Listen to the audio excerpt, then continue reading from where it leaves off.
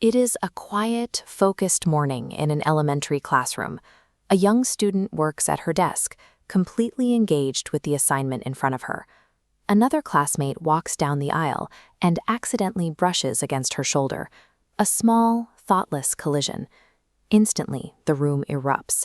The student shoves her classmate backward, knocking over a chair and locking her body into a defensive posture. The rest of the class freezes. To the surrounding peers and the teacher, this explosive reaction makes absolutely no sense. A harmless scrape in a highly supervised room produced a maximum-level combat response. We have to look past the physical bump itself to find the underlying logic. Her nervous system ignores the safety of the classroom, responding instead to a very different environment. At home, arguments rarely stay verbal. Instead, these disagreements quickly escalate into highly physical, loud, and incredibly dangerous conflicts. A typical nervous system reacts to a minor trigger with a small, manageable bump in stress before returning to a calm baseline. But a child navigating constant volatility builds a hair trigger of hypervigilance, jumping to a maximum survival response the moment something feels off. When that survival mechanism activates at school, teachers and administrators see cursing, fighting, and calculated defiance. This explosive behavior is an involuntary deployment of a mechanism built to survive a dangerous environment. Fast forward several years. The environment changes to a loud, crowded high school, but that internal alarm system remains fully powered on. Navigating the hallway between classes, a peer accidentally bumps her shoulder. There is zero hesitation. The teenager squares up, stepping directly into the other student's personal space and locking eyes to seize control of the situation. The childhood reaction of lashing out has hardened into a proactive shield, preemptive dominance.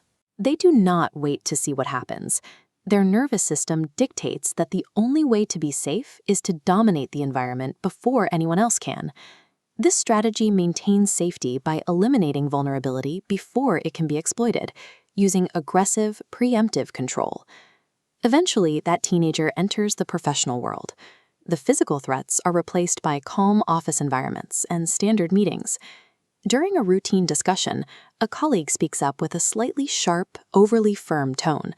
The physical reaction is immediate. The adult snaps rigid, cutting off the colleague with a raised hand and an intensely defensive response. This deeply ingrained reflex derails the collaboration, forcing a neutral professional interaction into a high-stakes conflict.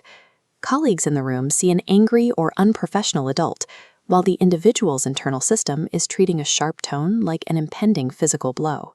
By adulthood, the original architecture of survival is exterred by a facade of anger, rendering the underlying trauma invisible to the outside world. Once the meeting ends, the adrenaline fades, leaving the exhausting aftermath of a triggered neurological response. Breathing steadies, shoulders drop, the tightly wound muscles release their grip. In this private moment of recovery, we can see the terrified child from the dark hallway. The outward response grew larger over the years, but the internal fear never changed.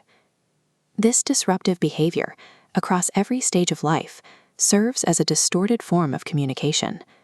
When we stop judging the aggression, we can begin to ask what foundational experiences necessitated such a defense. Behavior does not simply vanish over time. It adapts to ensure survival. It evolves.